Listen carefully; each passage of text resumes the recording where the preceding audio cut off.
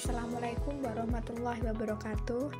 Saya Ikvini Nurtinisa, NIM U2018-1110 dari kelas IAT 3 semester 5 akan menjelaskan tentang sikap orientalisme terhadap Islam dan sejarah perkembangan orientalisme.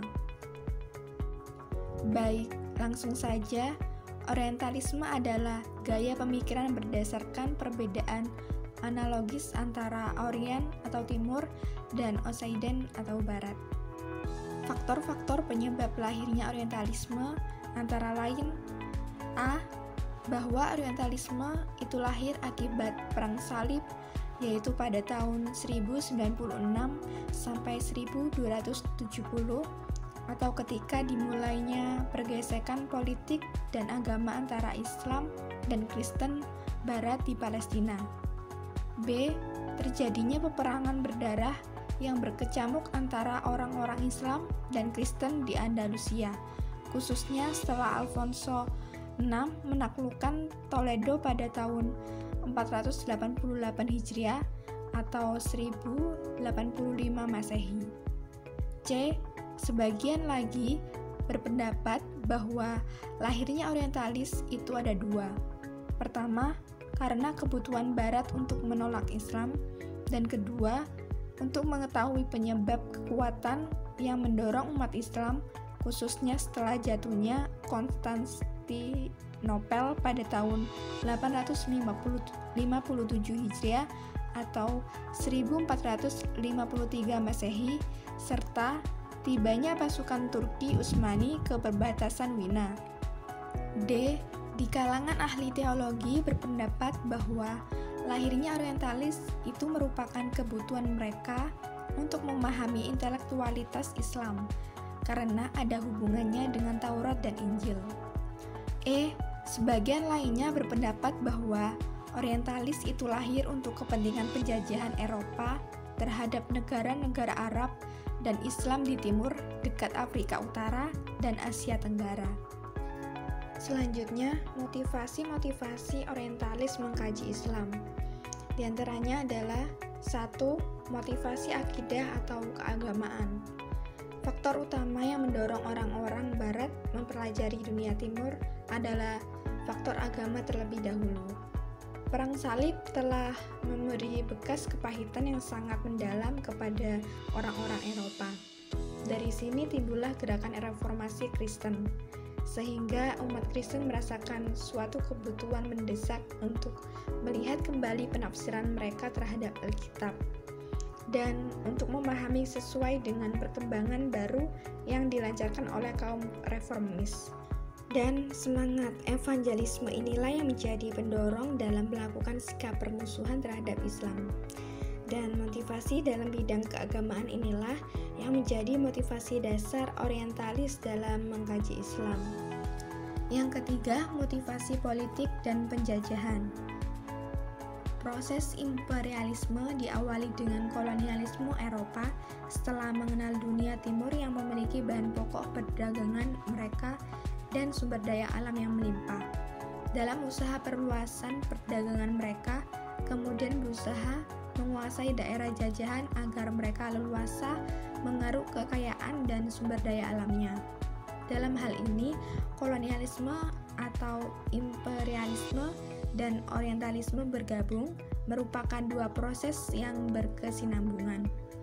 Orientalisme berperan sebagai alat untuk mendukung usaha imperialisme Barat, sedangkan imperialis bertugas memberikan informasi dan laporan tentang segala hal mengenai daerah penjajahan yang dikuasainya. Yang keempat, motivasi ilmiah dan kebudayaan.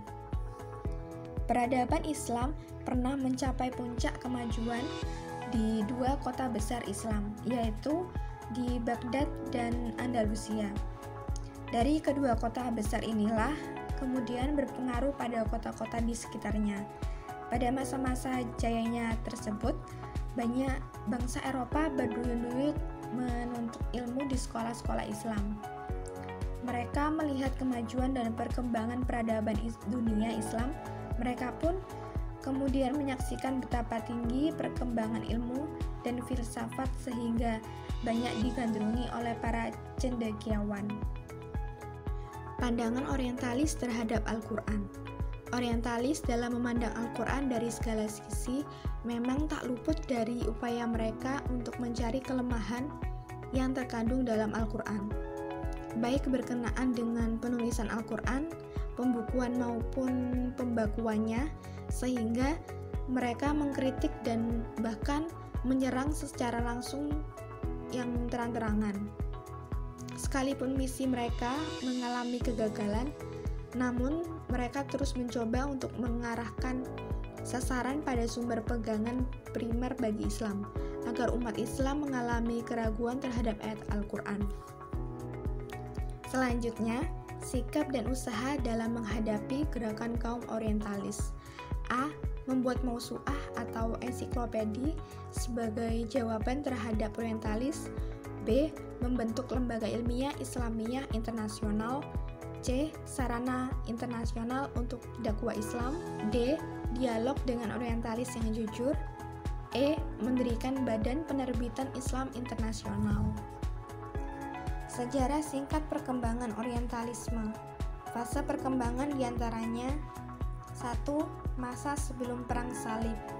Sejarah mencatat bahwa interaksi antara Barat dengan Timur sebenarnya sudah terjadi sejak zaman sebelum Masehi, yaitu pada waktu Alexander mengadakan ekspansi ke timur dan menguasai hampir separuh wilayah Asia. Dalam ekspansinya, ternyata yang dilakukan bukan hanya dalam bidang kemiliteran saja, namun juga mengambil kepustakaan, agama, dan lainnya. Kenyataan inilah awal mula perhatian Barat terhadap Timur.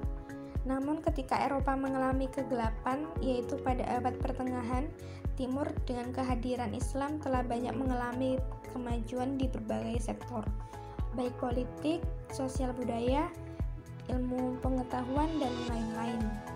Pengajian terhadap Islam semakin berkembang dan lama-kelamaan dilakukan oleh penguasa dalam bentuk studi penerjemahan. Bahkan mereka mewajibkan menguasai bahasa Arab agar mampu menerjemahkan bahasa Arab menjadi bahasa Latin, yang akhirnya dapat disebarkan kepada masyarakat mereka. Inilah orientalisme awal yang berkembang dengan motif pemindahan ilmu pengetahuan agar Eropa dapat maju setara dengan Islam. 2. Masa Perang Salib hingga masa pencerahan Eropa. Lama-kelamaan interaksi antara Timur dan Barat dilakukan dengan kontak senjata, yaitu dengan adanya Perang Salib yang diakhiri dengan jatuhnya Konstantinopel ke tangan Eropa.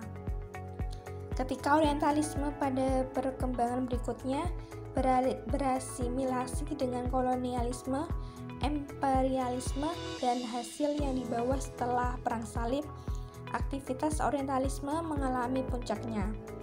Pada perkembangan ini, orientalis mengadakan pendistorsian terhadap agama Islam. Hal tersebut dikarenakan motif politik dan keagamaan.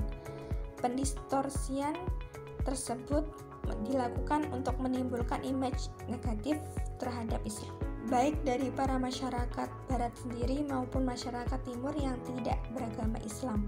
3. Masa pencerahan Eropa sampai perkembangan kontemporer. Memasuki masa pencerahan, wujud orientalisme kemudian mengalami perkembangan yang cukup berarti, dengan diwarnainya keinginan mereka untuk mencari kebenaran yang didasarkan pada objektivitas kekuatan rasional. Walaupun perkembangan ini tidak sampai pada satu wacana yang Islam sendiri membenarkannya, pada saat itu dunia Barat mencoba lebih objektif terhadap Islam. Hal tersebut tampaknya dipelopori oleh filsafat rasionalisme yang berkembang di Barat. Tujuan dari orientalisme: 1. Memurtadkan kaum muslim dari agamanya sendiri dengan cara memutus dan memecah belah persatuan umat kepada kelompok-kelompok atau golongan yang saling membenci satu sama lain. 2. Melemahkan rohani umat Islam dan menciptakan perasaan selalu kekurangan dalam jiwanya. dan kemudian membawa mereka kepada sikap pasrah dan tunduk kepada kehendak serta arahan orang-orang barat. 3. Mendistorsi ajaran Islam dengan cara menutup-nutupi kebaikan dan kebenaran ajarannya, supaya masyarakat awam menganggap bahwa Islam sudah tidak relevan dengan perkembangan zaman. 4. Mendukung segala bentuk penjajahan terhadap negara-negara Islam dan melaksanakan segala bentuk perlawanan terhadap Islam itu sendiri. 5. Memisahkan kaum muslim dari akar-akar kebudayaan Islam mereka yang kuat dengan cara memutarbalikkan pokok-pokok ajarannya dan mencabutnya dari sumber-sumbernya yang asli serta menghancur nilai-nilai dasarnya untuk menghancurkan keberlangsungan individu, masyarakat, jiwa dan akal pikiran kaum muslim. Sekian penjelasan dari saya. Mohon maaf bila ada kesalahan. Terima kasih. Wassalamualaikum warahmatullahi wabarakatuh.